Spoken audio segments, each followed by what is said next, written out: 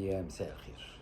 في واحدة من التعليقات الظريفة اللطيفة اللي جات لي على أحد الفيديوهات رغم إن هو ما كانش فيديو سياسي، كان فيديو اجتماعي، ولكن كان فيه رأي سياسي صغير كده أو صورة سياسية صغيرة. إلا إن اتكتب لي من واحد من الأشقاء، يعني فهلوة مصرية. آه، أنت فهلوة مصرية إيه؟ أنت مصري ما يعتب عليك، ده الرئيس الأمريكي نفسه يتعلم منك ومن أشكالك. والحقيقه لازم اشكرك الاول، شكرا ان انت اهتميت وشفت الفيديو وعلقت عليه.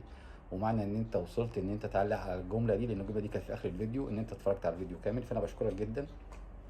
ويا رب تكون يعني نفعك حتى ببلاش الجمله اللي انت معترض عليها دي، بما قبل الجمله دي. الحقيقه ان الرئيس الامريكي يتعلم منك ومن اشكالك. اه آه. بس خليني اقول لك الاول، الفهلوه المصريه دي حاجة حلوة مش حاجة وحشة. فالفهلوة دي معناها ان انت تلاقي حلول خارج الصندوق، حلول ذكية خارج الصندوق، علشان تتغلب على المشكلات اللي بتقابلك كل يوم. ودي حاجة كويسة جدا، حاجة مش وحشة يعني. حاجة ما لا تعبني ولا تعب اي مصري، بالعكس احنا فخورين بيها. دي حاجة. الحاجة التانية، لانها مش متوفرة عند ناس كتير. الحاجة التانية، الرئيس الامريكي يتعلم منك ومن اشكالك. الحقيقة انه الرئيس الامريكي يتعلم مني ومن اشكالي، لان احنا علمنا العالم كله. احنا علمنا كل الدنيا يعني ايه دولة. أيام ما كان الناس اخرج يا موسى إن الملأ يأتمرون بك، لما كانوا الناس بيقتلوا بعض. بس كان عندنا في مصر دخل معه السجن فتيان. كان عندنا سجن، كان عندنا محاكم، كان عندنا دولة بتمنع الأشرار وتحجزهم في مكان لوحدهم علشان تحمي بقية المجتمع، لأن كان في مجتمع. كان عندنا مخازن لما زرعوا القمح وبدأت الفلاحين يسلموا القمح بتاعهم والزرع بتاعهم علشان دي ال7 سنين الجحاف، فياخدوا ياخدوا القمح، وبدأوا نأكل العالم كله. فكان عندنا سجلات، كان معروف ده مين وابن مين وده جاب كام وده خد كام وده الدنيا. وكانت الدولة بتساعد، بل الحكومة كانت بتساعد الزراع انهم يزرعوا ويحصدوا. بل كمان يقول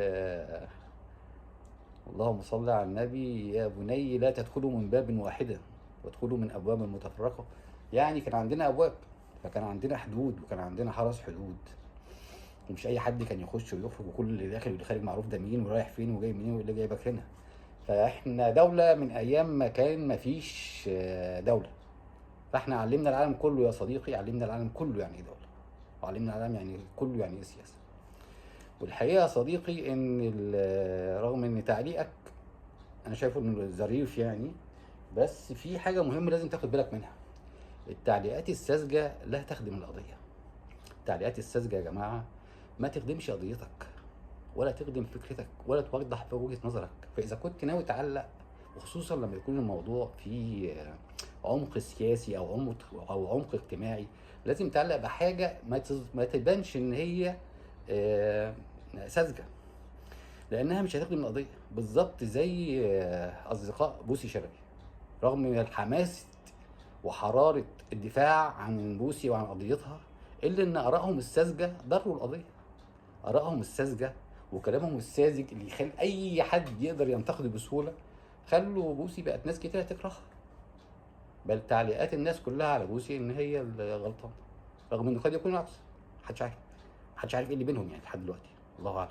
وإن كان القضاء قال موضوع الزواج ملناش علاقة يعني، إنما مش دي، أنا مش بتكلم في قضية بوسي، انما تعليقات اصدقائها السطحيه. بلاش الساذجه عشان الناس بتفهم الساذجه دي يا جماعه يعني سطحيه، مش عيب يعني، مش شتيمه.